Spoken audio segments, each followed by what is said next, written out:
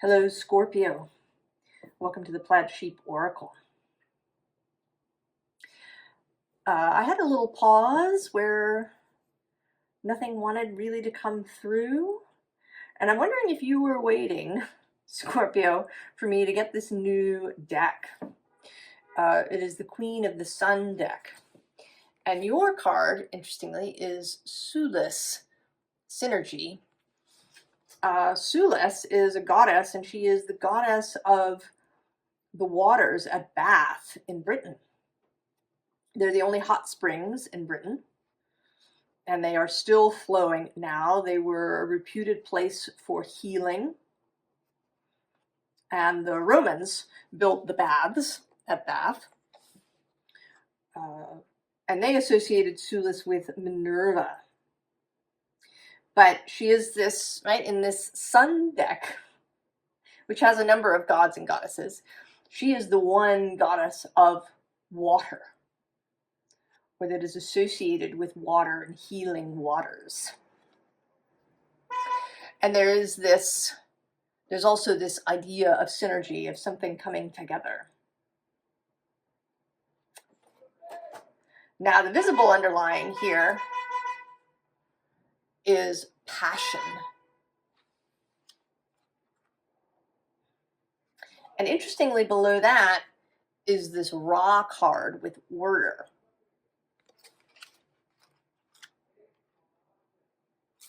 And these two seem, right, they sort of seem in this moment at odds with one another. And maybe that's how you felt, perhaps, at least up until this point, that, right, the passion, or that acting on passion was a threat to order, to stability.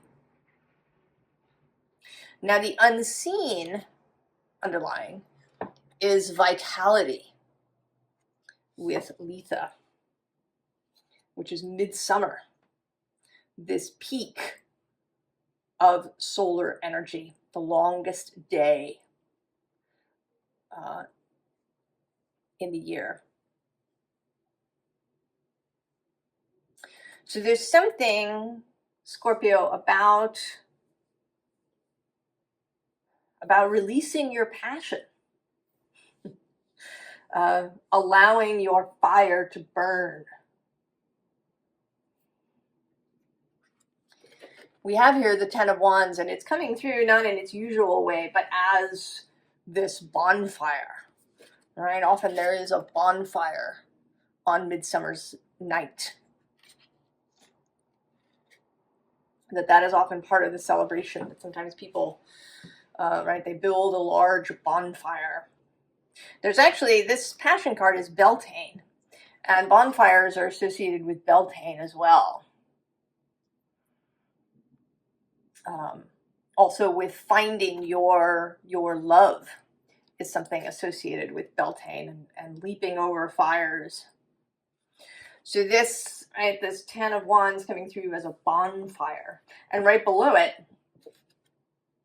is this Four of Wands, right? And this one in particular looks like marriage. And then actually I'm just seeing now below that is the Prince of Cups with what could be an offer. I often see him as, perhaps getting ready to hand you or offer you this cup. And then I'm seeing now we have this Justice with Athena. And she was first, she's Greek, and her counterpart is Minerva. So Sulis, Minerva.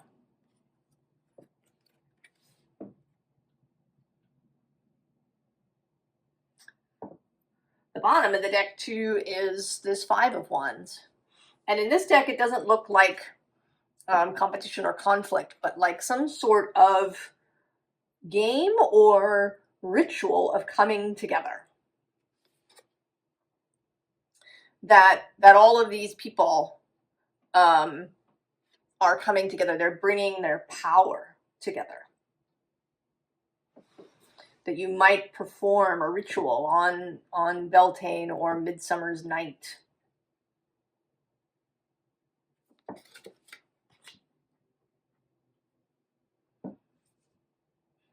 So there is something here about, right, about lighting a fire, about releasing passion. And you know, I was thinking the other day that passion and ecstasy too, actually, can find their way out in various ways. That if we have difficulties with joy, with joyful ecstasy, with joyful passion, this can come out in grief or rage.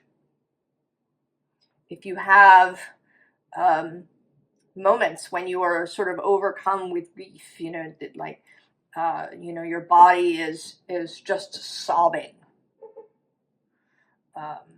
or you find yourself overcome with anger or rage and are, you know, stomping around the house, or, you know, you find you need to, you know, beat up your pillows, or, you know, maybe even you smash something, just right, and it's like a a feeling of being taken over. And that is what ecstasy is. Ecstasy is a removal from the status quo, from the stasis, ecstasis. So that if we have become too still, too ordered, or maybe we've been that way for a long time because self-control and order and logic are very valued in our modern society.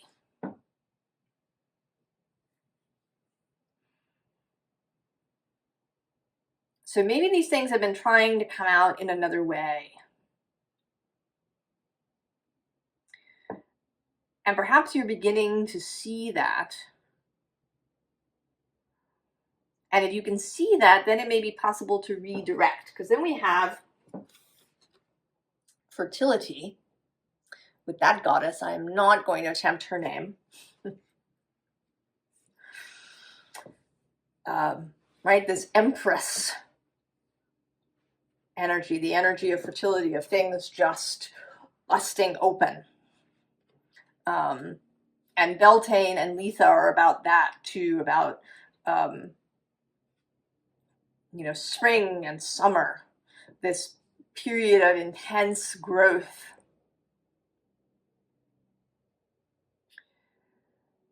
You know, and maybe you found, you know, do you find the depths of winter more comfortable than the height of summer, perhaps? That kind of intensity, the intensity of winter, is more comfortable than the intensity of summer?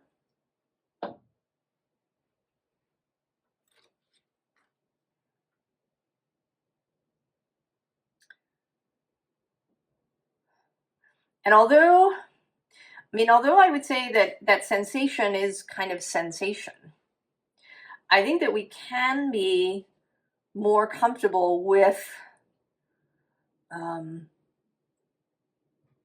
right, with coldness, with grief, with anger. That for some of us, that is just more comfortable. It's what is maybe more familiar. And in some ways, maybe it feels safer.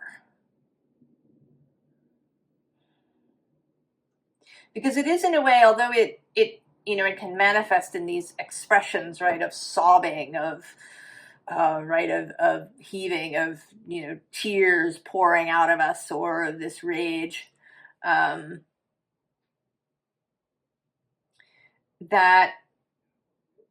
there's something kind of almost more private about that than joy or passion that we might be sharing with somebody else.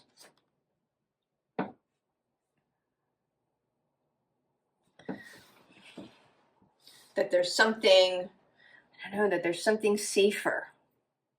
Also, I think there's a tendency, right, in the modern world to lean towards the negative,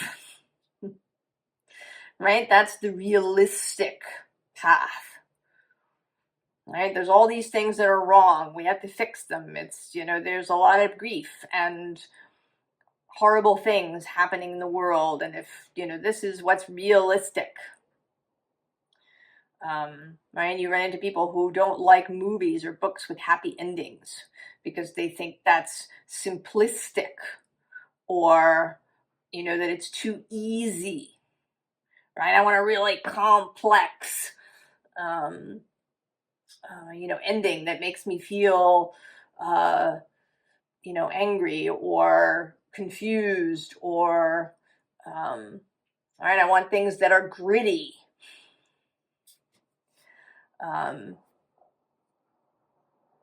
You know, the happy things feel like Pollyanna.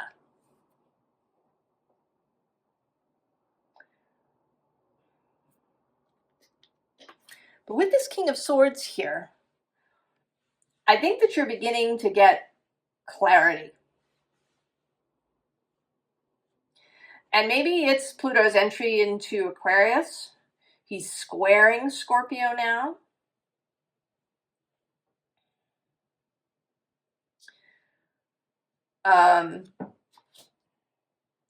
You know, often we say that Pluto's transits can be really dark. They can take us into dark places. But maybe for you, because you kind of, right, there's an association with Scorpio in the darkness, you are sort of, you're really comfortable there. Maybe Pluto's challenge to you is one of fire and vitality and life and joy and passion. That the challenge is not to go deep. You do that easily. That your challenge is to do the opposite. Right? We have this Five of Cups, who is this is traditionally your card, Mars in Scorpio. And it feels today very much like the Eight of Cups.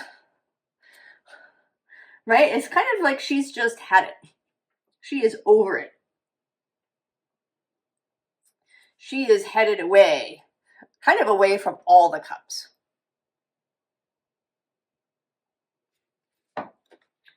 She has just had enough of this wallowing in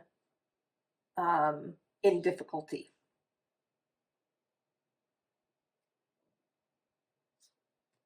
And she's headed here for the world.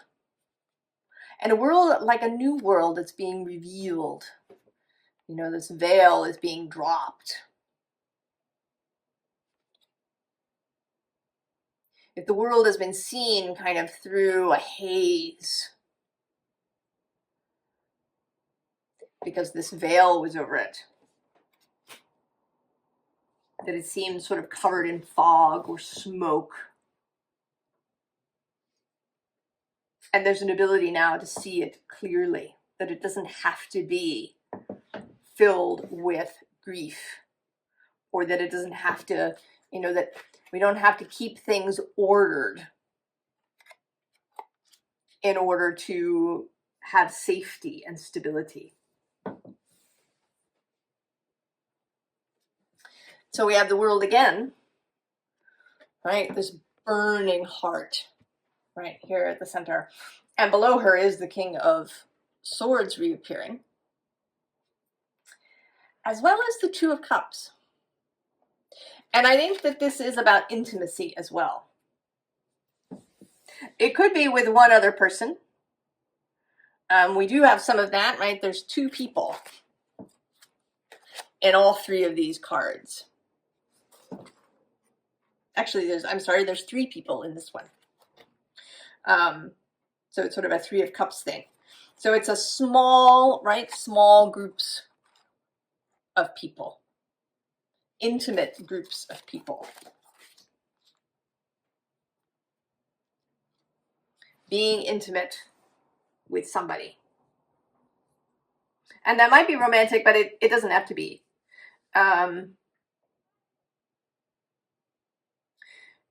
you know, I was just listening to somebody this morning. Actually, Erica, you might be watching this. I was listening to your reading this morning, and I picked the pile where you talked about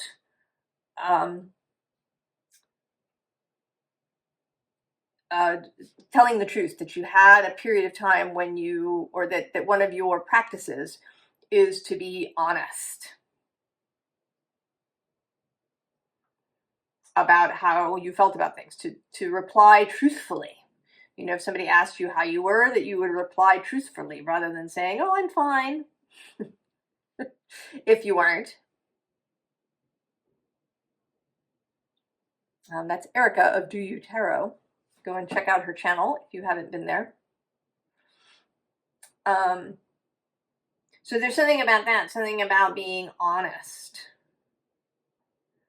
And it's actually something that's coming up in my own personal existence. Somebody offered me something that on the surface seems really great, but I find I don't want to do it. It's like I should want to. It seems, you know, like a wonderful offer, but I don't want to do it. And so I'm going to say no and just say, you know, I could make something up. You know, I have another commitment, but I'm just going to say, I just don't want to do it.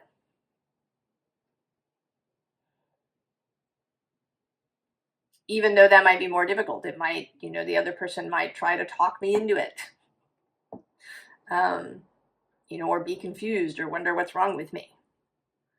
But I might also be projecting all of that. Maybe they'll just say, oh, well, she doesn't want to do it and move on. So I don't know, right? These, you know, these things can be messy when we decide to be honest and open and in our interpersonal relationships. We've also got the Hanged Man here, and this is a very interesting Hanged Man because he seems unwilling, right? It's the traitor. He's, you know, been hung up here against his will. And I would say that this is, right, this is that, the inner bit that maybe has been hanging there for a long time. That, you know, maybe you hung up this inner passionate bit. And he's finally sort of coming back to himself.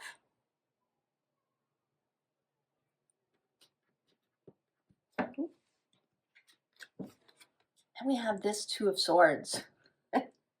This owl always looks really anxious to me, right? Kind of a deer in the headlights, eyes wide. What do I do? What do I do? What is the choice? What do I do? I don't know. Then we have the Queen of Cups. You know, right? What is it that I feel? You know, what is, right? What's underneath everything? We tend to think that, you know, what's buried is grief or anger or something. But what if what's buried is joy? What if that's the thing that's really at the bottom? You know, it makes me think of Pandora's box, right? That hope was left in the box. What if what's at the bottom of your box is actually joy? What if that is the very first thing, that kind of original frequency, the original vibration? When you arrived here, when you were conceived in that moment, you were joyful to be here.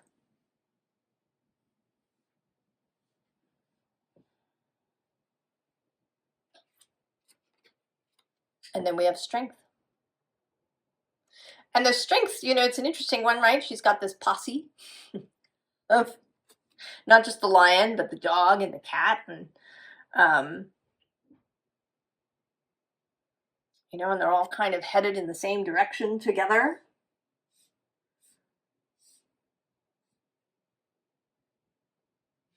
This card is associated with Leo, and Asteroid Pandora is actually in Leo at the moment.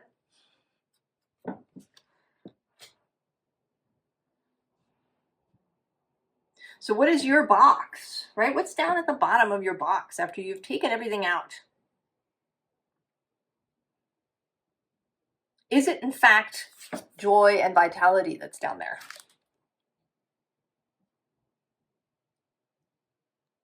But you've been taking out, you know, resentment and anger and sorrow and disappointment and all of these things, and you get down to the bottom of the box, and maybe you thought there'd be some really deep, dark thing down there.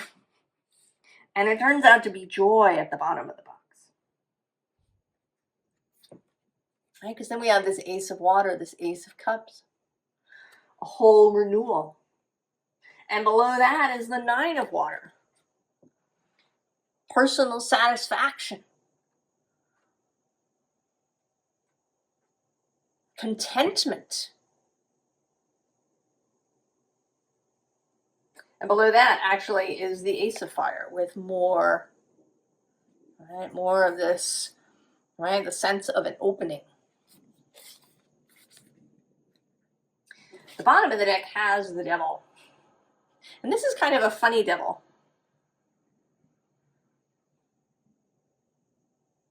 This is like a devil who's just been wanting to get converted. You know, I have this, right, this idea of, you know, Lucifer, he leaves heaven because he doesn't want to serve. He just, you know, he decides that it's better to rule in hell. But he kind of gets down there and, you know, it's just not as great as he thought it was going to be.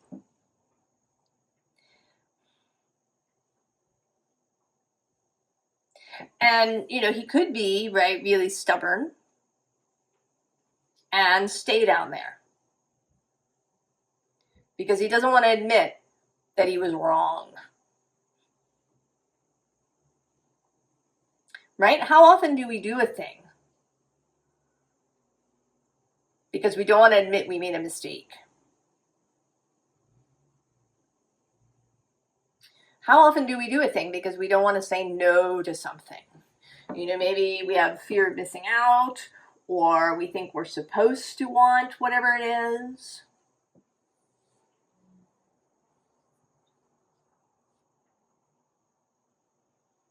Or we think to reject something is to be weird, or maybe to accept something is to be weird. Maybe it's weird to be happy when the world seems to be falling apart. And I feel like this devil is actually ready to be converted, right? Ready to be brought back into the fold. And you know that, right, that God would never say, oh, you know, I told you so.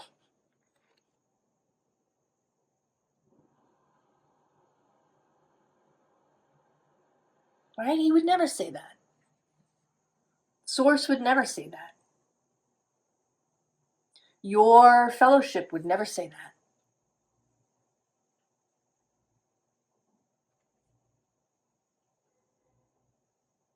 They would welcome you back. Say, oh, we're so glad you're back.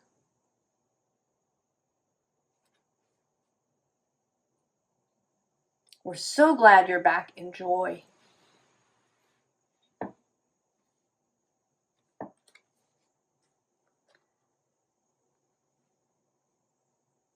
We're so glad you're back to see, right, to see the world naked. Right, without the haze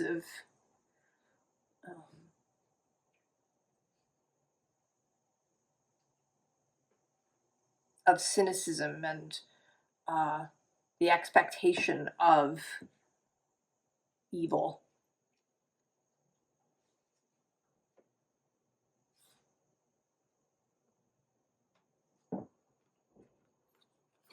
And so we have the Magician.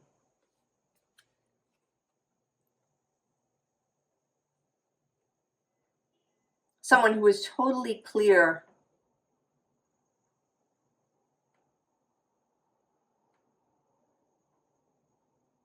The magician sees things as they are.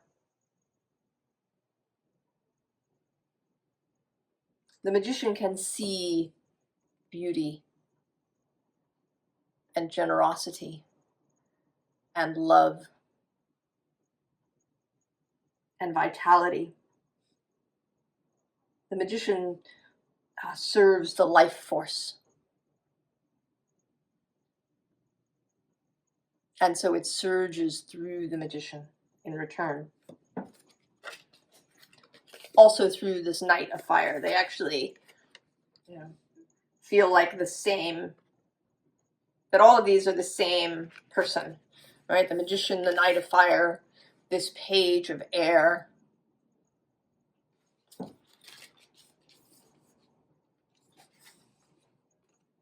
And the Hanged Man here repeating. But this time, kind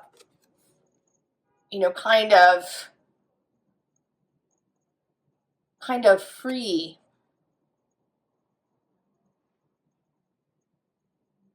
Like feeling the wind. And I think being brought back up to heaven. I mean, this sort of looks, this character looks a bit bat-like, but, I don't think that heaven is just made up of figures in white. Right? It's not about the outer trappings of a thing. Right? It sort of feels as if, right, the devil has been allowed herself to be converted, to be taken back up. Back to that original frequency of joy and clarity and vibration and of ease.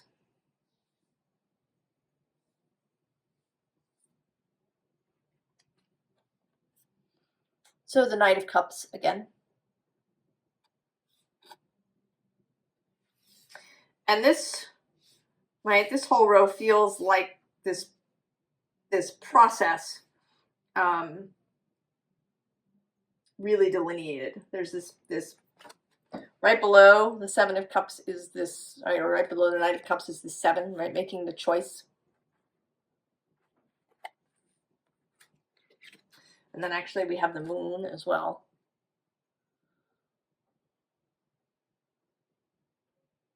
And I really enjoy this Moon card. It's very peaceful.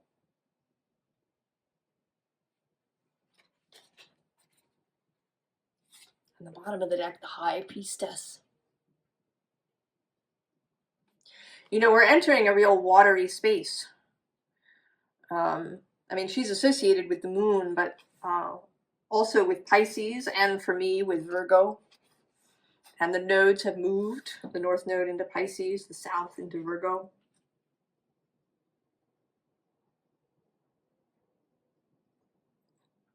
So there's a focus now on water for the next 18 months.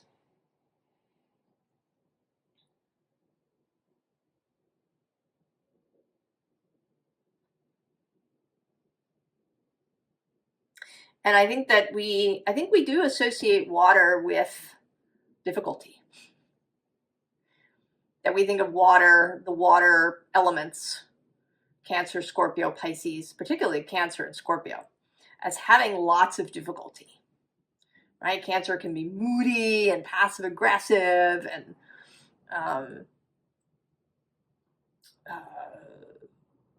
overly focused on security, and Scorpio can be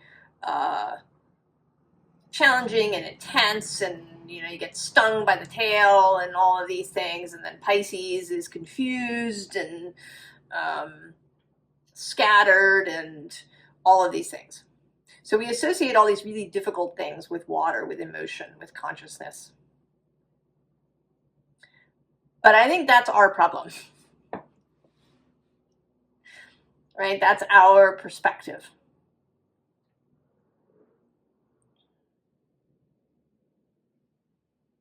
Right? Many of the most difficult cards in tarot are in the water and sword suits.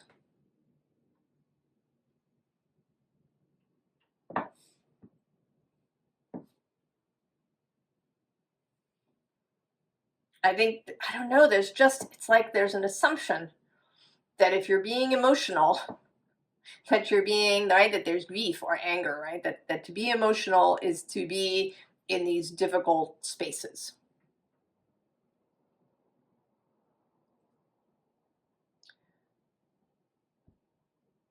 But if we can release that,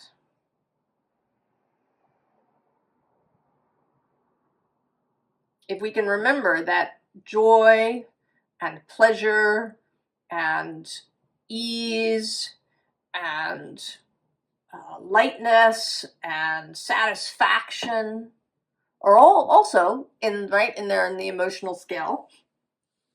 Optimism, hope, faith.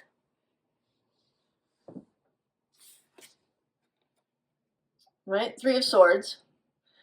Right? There's this way out.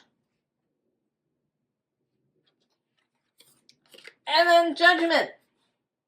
Right? I see this, right, as a, right, this return. Right? The return of Lucifer to heaven.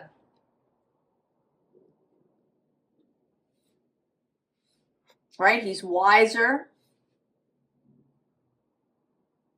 He's more knowledgeable now. He's learned things about himself and others.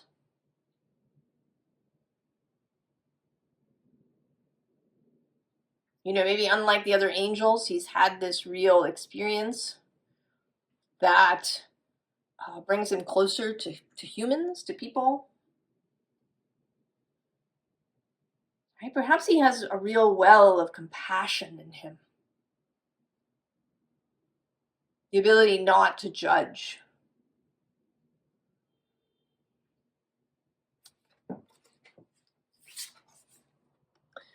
And then the Page of Swords, and this is my hidden power card.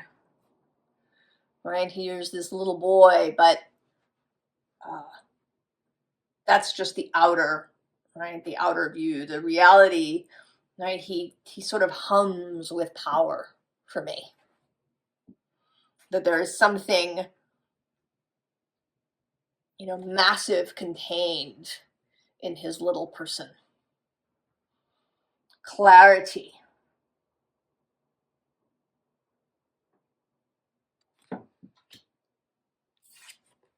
And then the Queen of Wands.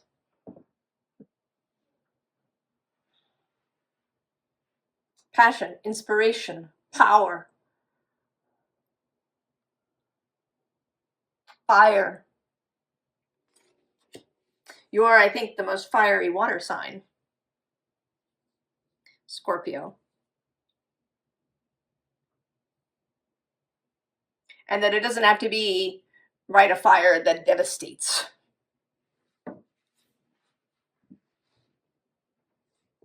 It can be the bonfire, the happy crackling fire where you roast marshmallows.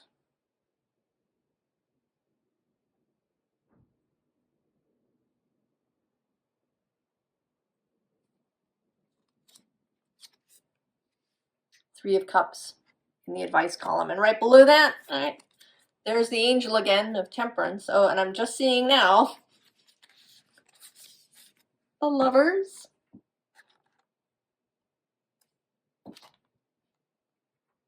And also the Ace of Swords. Oh, look at that. And the Empress. And Judgment. And also the Eight of Swords. Yeah.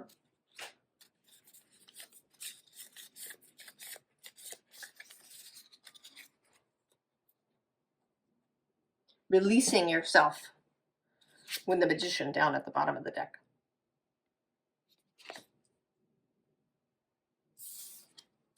So we have the Four of Pentacles. This, right, this holding on to something, right? Keeping your box closed, keeping your purse close to your chest. This perhaps desire for order, for stability. And that can even be just, you know, keeping people around you you know, not necessarily making everybody happy or people pleasing, but kind of doing the expected thing so that people don't think you're weird. Right? Just keeping everybody, you know, doing what they're doing and not thinking you're weird, and, you know, maybe kind of staying below the radar, perhaps. Doing the expected thing because it keeps people's attention kind of off you, perhaps. But then we have death, rebirth. Your card. But here, more, right, more this transformational moment. Because it's followed by the Chariot. Movement, change. Following the moon.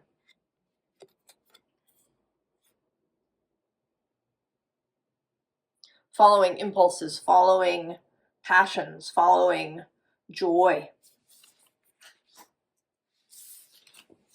And then the Six of Cups. And today this is just coming through as, right, as the change, as maturing.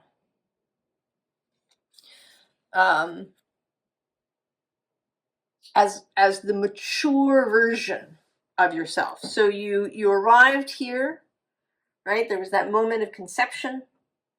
You had this vibration of expectation, of joy, of anticipation for life. And then you met life. Or I should say you met society. And had a bunch of experiences, right? These kind of Five of Cups, perhaps, experiences. Or you watched other people have Five of Cups experiences as well. And right, you decided that maybe it was better to stay in the dark. You were sort of comfortable down there. You know, not always pleasant, but familiar. You know, if you were all the way down there, you couldn't fall. You were just down there.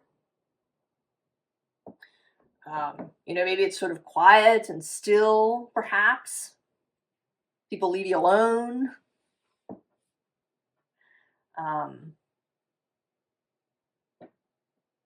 You know, maybe you are sort of separate from other people.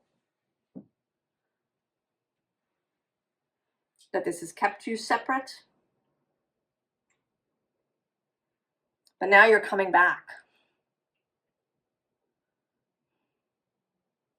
You're coming back. You are allowing yourself to be brought back. Back to heaven. But you're changed. You're not, you know, you've had experiences.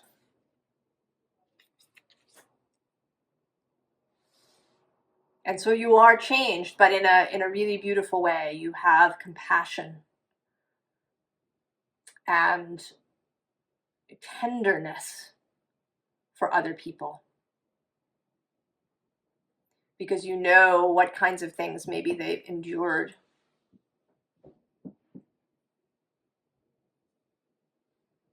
And you're here to help call them back. Right? These are healing waters. She is a goddess of healing waters.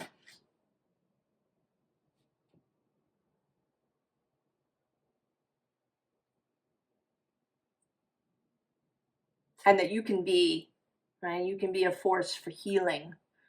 By helping people come back into joy.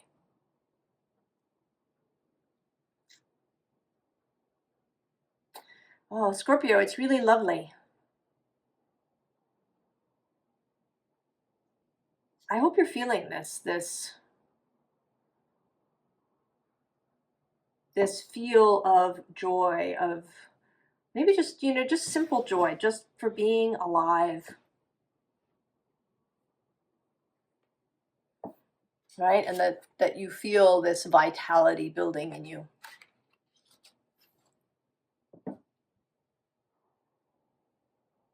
Because you found that at the bottom of your box is joy.